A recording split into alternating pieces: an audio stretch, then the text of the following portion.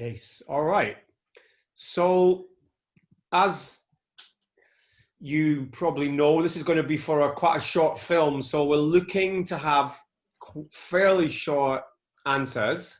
Yeah. Because we're going to put it into an interview situation.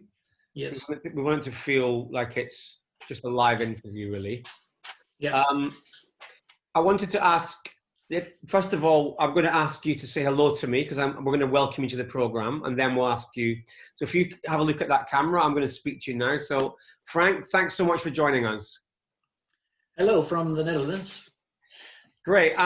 Okay, so thanks for being here. And I just wanted to ask you a first question, really. In what way have you adapted your work during COVID? What have you done to kind of adapt to the situation? What have you had to do? Well, in the start of the pandemic, online youth work became even more important as it already was. We've seen more teenagers and youngsters getting bored and even depressed by the restrictions we're taking. And being connected by social media, it gives them the opportunity to get in contact with youth workers to talk about the problems. So I started, for example, the Insta Live sessions. I was talking with someone of an organization specialized in alcohol and drug abuse and addiction. And in my first Insta Live session, I had over 500 views. So that's pretty good. Great. I'm just pasting something into my document. So, and why is digital youth work so important now today, particularly as a result of COVID? Why is it such an important thing? What we see is that governments are losing confidence from a lot of young people. They talk about the restrictions in every late night talk show we have, and what they got to do is get the information out of the late night shows and onto the streets. Youth workers can support that, both offline and online. A good example is the Dutch intensive care specialist and member of the advice committee of the government. He picked up this signal and started his own Insta account. Within 1 week, he had over 350,000 new followers, and he now does Q&A sessions live on Instagram with young people. And what about the fact that now, obviously, it's very difficult to access young people because of COVID? So is that another reason why it's so important? Yeah, that's what I say. COVID forced us to work more and more online, and organizations must facilitate their workers with good material. It's very important to have the right equipment, and I do not mean only phones and laptops, but also programs to make, for example, good videos. And last but not least, they got to get the knowledge about online work, teach all the workers how to do online work. And how do you do that? What do you actually practically teach digital youth workers to do? We need to teach our next generations how social networks and platforms work. The basics of the internet is making money, yeah? So they must understand the way algorithms have influence on their behavior, both online and offline. It will change the way of thinking about major topics like politics, climate change, and other polarizing subjects. And sometimes I really think that the algorithms and artificial intelligence are the biggest enemy in this polarizing world, right? So youth workers can take profit of these needs. During my time as a youth worker, I went to many schools and gave lessons about all kinds of subjects regarding social media. I mean, cyberbullying, sexting, phishing, grooming, fake news, and all those kinds. During those lessons and afterwards, the children, teenagers, and youngsters connected me on Instagram. And what happened was that a lot of them sent me a direct message when they were in trouble. So what we said to them, if you're in trouble, please go to your parents, go to your teacher, or even go to the police. But if you don't know what to do, just contact me on Instagram and we'll help you to make the right choices. So the most important rule for the youth workers is create contact, get connected, and keep connected. And do you think that the COVID situation has given people like you more opportunity to kind of develop your work and reach further into the digital space? People realized how important this is for you now, do you think? Yeah, during in the start of the pandemic, everyone was forced to work online, and after the first the first wave, we say in the Netherlands. Um, um, okay, you can cut that out, right? What we've seen in this in the start of oh, sorry, can you repeat the question, please? Yeah. Basically, what? Let me just have a rethink of the question, maybe to make it say it in a different way. Yeah, I mean, has the COVID situation allowed you the opportunity to kind of really reach further into the digital space, but also, you know, the importance of your work's become more apparent? Is that something you've seen, that everybody's now realizing how important it is to have a digital presence, and has Yeah, that been helped by COVID in a strange way, you know? yeah, organizations realized more and more that they've got to get their people online and do online work. But the question is, how do they do that? So what we see is they try this and they try that. So what's very important is that organizations teach their people how to do effective online work.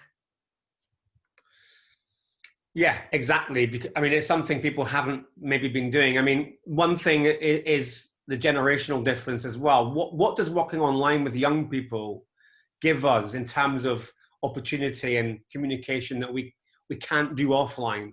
What's the difference? Um, I, as I mentioned earlier, the the talking about this pandemic and all this COVID restrictions and so those are all on regular media like television and in newspapers, but that's not the place where the youngsters are. In Holland, they always say towards the social workers, you got to be there in the neighborhood with the most youngsters. But the neighborhoods with the most youngsters is the neighborhood of the telephone, of the social media platforms. So you got to be there. I mean, lots of recent conversations we've had, yeah, have focused on the fact that we're way behind violent extremists, especially the far right, when it comes to accessing people in the digital space. Can you talk about this, and also what you think needs to be done to redress the balance? So in other words, lots of practitioners say, you know, the far right and the alt-right and all the incels and the conspiracy theorists have been online for 10 years or more. Social, you know, we're just waking up to this fact. Do you feel that yourself, that we're playing catch up? And what is it we need to do as practitioners in order to get up to speed, to be in there as much as the people we're countering are? What's very important is that we've got to understand and we've got to teach the new generations the algorithms. If you see one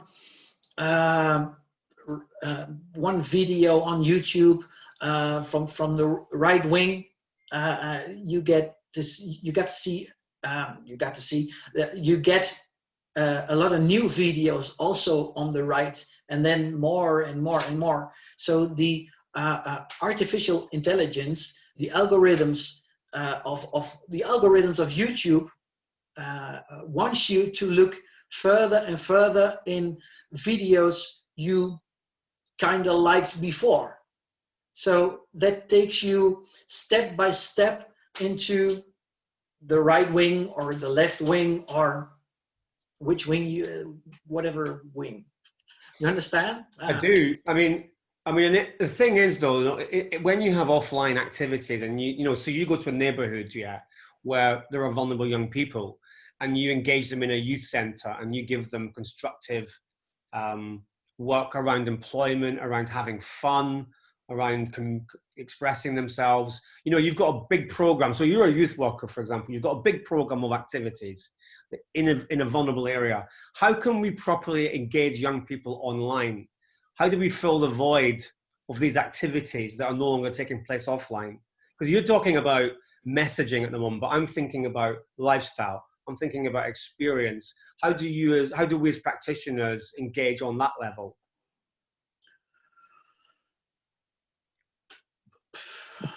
I mean, it's a difficult question. I mean, it's not something that's easy to sort of answer, but yeah. In my opinion, the online work is an extra. It's one way to get connected to the youngsters with all their meanings and so so it's not instead of, it's an extra. So what I do is, if I look at the social media and I think that someone is going further and further into the right or the left wing, I'll try to get in contact and try to talk to them in real life. If you just react with a post, that's not good enough. So online work is an extra, but it's not instead of. So when I pick the signal of someone, I'll try to get in contact and would love to speak with them live. Understood. Yeah, and yeah, because the two work together. So yeah, this is one strand of youth work that we haven't been doing properly. No. The digital space is one area that we need to also have conversations in your opinion, then. Yeah, and what the problem is that most of the adults don't even know how these algorithms work. So if the parents don't understand it, how can they teach the kids to understand? Well, that's interesting because that's about digital literacy. Because I was going to ask that next question. Yes. And you know, how important? Maybe there's another question after this. I think about people that aren't literate. But how important is it to recruit digitally literate youth workers for this? Do you need a different skill set for this kind of work? Can you tell me about that? Yeah, before I started my own company, I worked as a social worker who was specialized in youth work and, of course, online youth work. And I've also developed a 5-year continuous learning program on social media. It's starting with the subjects like the meaning of friends and the number of followers, up to sexting and grooming and loverboy problems, and, of course, cyberbullying. So and that was my first way to connect with the youngsters. Yeah, and I guess the direct question is, do you need to recruit digitally literate youth workers for this? Yes, and that's why I started the training.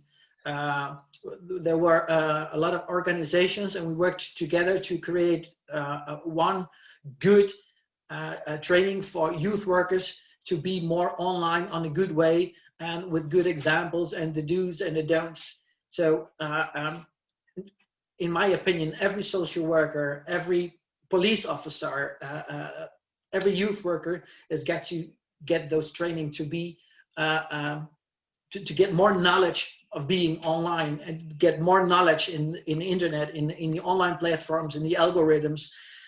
It will help also to look at the algorithms when it comes on polarization. Understand? Yeah. So when it comes to polarization, you also got to understand how these algorithms work. I mean, I think a lot of that is probably sort of vaguely understood by most people. But, you know, we're playing catch up with digital change here. We're change is happening so rapidly that as a sort of social, in terms of social norms and how we respond, we're years behind the damage it's doing, right? But your thinking's brilliant, you know, in the right level. But I wanted to ask, really, what you're saying is vitally important. I 100% agree. But how important is it to roll this out? For example, in the Netherlands, can you talk about on a national level, because this is what it needs to happen. This needs to happen on a global level, but on a national level, how is that working for you? For example, the over 300 youth workers in the Netherlands, they are starting online campaigns. and they do that as a group. And what the first campaign they did was about youngsters who have more and more knives on them, right? And what they did is they created a campaign, #NoShank. And what we've seen is that there are some stores who stopped selling knives to people under 18. So the online possibilities are major. The impact on subjects can be major if you use it the right way, and if you stick together as youth workers, for example. Two more questions on that. I mean, do you feel like there should be mandatory training for older people, for people in positions of power, decision makers who maybe don't have this literacy? Yes. Can you tell me about the need for education across the board? Yeah, it's very important. That's also what we see. Youth workers really want to be more online and do more online, and specialize themselves in online work. But the people who make the decisions in those organizations sometimes don't feel the need of it. So what we do in our training is we teach the youth workers, and we also get the people who make the decisions, get them onto the training for a couple hours, and we say, we want to do this and we need that from you. So we take all together, both the people who make the decisions and in the top of the organization, but also the people on the street. It's got to be one, how you say it? One voice, one unified, one yeah, collective. They got to have one voice. It's a problem, and both up and down the organizations, they must work together. And who else do we need to work with? So it's not just digital youth workers to properly create safe spaces for young people online, particularly during these COVID times. Let's talk about all social workers. So not only the youth workers, but all social workers, people who work in the mental health organizations, people from the police. Everyone's got to work together. The people of all the governments, not but the city, in the city halls, everyone. And coming out of this crisis in the post-COVID world, to what extent do you think this type of work that you're doing will resonate? Once we come out of this society has changed. There's an understanding of the importance of digital interaction. And what do you think? Do you think that's going to carry on being important? How do you see things developing now after this crisis? Well, I hope there will be a vaccine soon, right? But one of the problems I'm a little bit afraid of is there are elections everywhere all the time, right?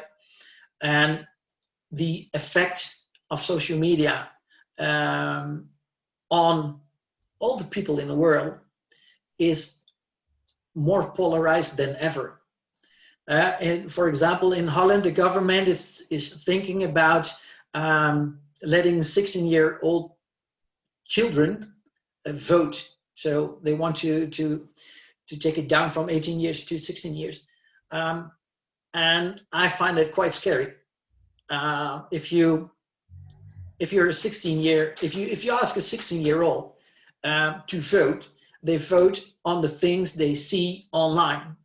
But that's because of the algorithms, just one side of the whole political spectrum, right? So they don't see other opinions anymore. So how can we teach them to always look at other things? Always took the 360. Look at the 360, right? Well, you understand? Yeah, I do, and I think we have to work with the platforms themselves on a Yeah, global level, and we have to work with education and do what you're doing. And there's a holistic approach. And I wondered if, on a more optimistic note, how that might play out for you if things go in a different way, and we do address this, because this is what I mean about catching up with the digital revolution, because it is about morality actually and ethics and yeah. how we adapt these. So they're serving a bit of a, the purpose isn't just to sell and create out and have out the algorithms are a bit more controlled. That work is going on. Yeah, but I also talk about hate speech, right? Yeah. Um, oh, I have to stop. My camera is switching off. Yeah, just the last bit. We just wanted to kind of think about what positives may come out of this as well. Really. Wait a minute. Ah, fuck it. You're saying the card is full. Okay. Okay. Well, look. Do you want to? I mean, I feel like we may. Luke, I'll get Luke back in on the action here. I feel like we covered loads there. There's a lot there, yeah. I mean, really interesting as well, by the way. I thought it was really, really good to chat to you. Yeah, I got something I wanted to say. Yeah. Well, what we could do if you're cool with it is you could go and get the card, get the footage off the card. Yeah. And then format the card. Yeah. Do you know how to do that? Yeah, I'll take the videos off. And then it's empty again. I can also I got my phone, so I can go further with my phone. I go on with my phone. Yeah. So that will be in the same space. Yeah, brilliant.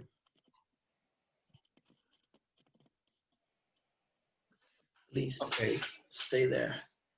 Video. Okay, I'm going off. I hope it's almost the same.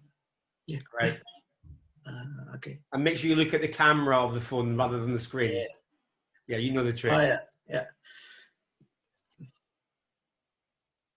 So you in Utrecht or Amsterdam? Where'd you work? Oh, I live in the almost at the German border in the east. Okay. So is that a small town or a village? It's a very small town. Nice. But what I wanted to say to you is also that when it becomes on the topic of hate speech and polarization, we see that more and more people want to do something about it. And we just started in a couple European countries the DETECT program, which is an international project to counter hate speech. I train the Dutch-speaking bystanders to become upstanders against hate speech and do something about it. So we don't want to change someone's meanings, but the reason how the way how they react online and how they shout online and how they discriminate online. That's where DETECT is about. To say, I'm feeling you're angry, but please take note of your words. Choose the right words. Yeah, that's Madeline. That's very important. And also just back to, I don't know why I switched my camera on now, but the last thing really. So that's a positive thing. And then, do you feel that there are movements to? I mean, what other things give you a kind of reason to be optimistic about the future in terms of your work? And apart from that, is there anything else you feel is going in the right direction? We're making the right kind of movements here. The internet is quite new, right? But I think we'll find a way to live with it and to deal with it.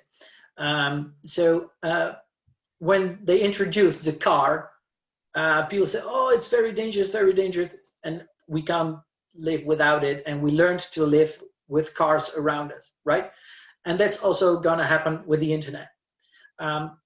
So we also got to teach the youngsters what internet can do in a positive way. But besides the positive way, we also have to teach them about the dark sides of it. And I think if we do that, then finally every generation will know how things work. So they'll be more aware of looking at other options. And they know about the algorithms, and they know what to do and what not to do. Okay, fantastic. Now, that's great. I had a couple of questions just to ask you about the card in the camera. Oh, okay. Can I stop filming now? Did it run out exactly? Well, no. Wait a second. Oh, okay. Did it run out exactly at that point, or had it run out before? No, it when I wanted to talk about the DTEC program, that's when it stopped. Yeah. So we know we've got everything else. Okay. The only problem with the phone is that it may look very different from the camera. Yeah. It might be. We might not be able to cut it in because you might end up going, oh, the client, the European Union may go, that doesn't look right. Oh yeah. I want to warn you that, really. I think I got a quite new Samsung, so the should be good. Should be good, right? Okay, good. So what I'm going to do is, if you look into the phone again, I'm going to turn myself off, and I'm going to thank you for being on the program, and I want you to just sort of say goodbye, and then we'll switch the phone off, and then we'll just finish on this. So, do I have to introduce myself or not? Oh, you've already done that. Oh, okay. Well, you've done that on your film, which you filmed. Oh yeah, which I created myself. Yeah, right. That the introduction is going to be that film. Yeah, with okay. some of your work and some shots of. You must tell me where you live, the Dutch countryside. Where do you do most? Do you work across the Netherlands? Yes. Right. Yeah. Okay. Yeah. Yeah. Okay. Mostly one place or everywhere? Is it mostly one city or? No, what we want to do is get the training online youth work onto every city in the Netherlands. Okay, cool. So I'm going to say thank you very much in a second, and you can just say it was great, or and then goodbye, and we'll say goodbye to each other. So, thanks so much for taking part today. Thank you for having me. Very, very interesting to hear what you had to say, and there's a lot of us to come home and think about. So, thank you and goodbye. Bye-bye. Great. Okay, cool. You can switch the phone off now. Keep this on. Yes, I will. Yeah, cool. That was really, really interesting. Yeah, do you got everything you want? That was brilliant. Look. And don't make me look bad, right? With the struggles with the No, I'm not a magician. You're very good, honestly. Very, very good. Yeah. Articulate, man. Really nailed it again and again and again. I mean, we could do 20 minutes with that. We only have 3 or something, but you've got so many interesting points that came up. I mean, Luke and I are going to go away and really think about the best bits, but there are lots of highlights. Yeah. Okay. Thanks. Yeah, we're chuffed. Okay, I'll send you everything I got. You already sent me the. Yeah, you'll have to send it on Transfer XL, which is the large file. Yeah. So you log in as me. It's like WeTransfer, right? Yeah, but it takes, I think, 100 gigs. Oh, okay. Because I think your camera will be about, I don't know, maybe 20 gigs, maybe a bit less, but it'd be enough. Yeah, so you need to send that probably on Transfer XL from me to me, if you know what I mean. Yeah. Because, but try and do that today. That would be amazing if you could do it today for us, because then we can just get it. Yeah, I wanted to do it right now. So. Okay, thank you so much for your time. Yeah, thank you for having me. And if you need me again. You're going to send your clips over, yeah? Excuse as me? well from earlier. You're filming. Yeah. Yesterday I filmed. Yeah, right. So if we feel that this, even from today, if we may need to pick a few shots, something up next week, if you're free, if that's okay. Yeah, it's okay. If you need something extra or some things you want to let me tell it again, that's no problem.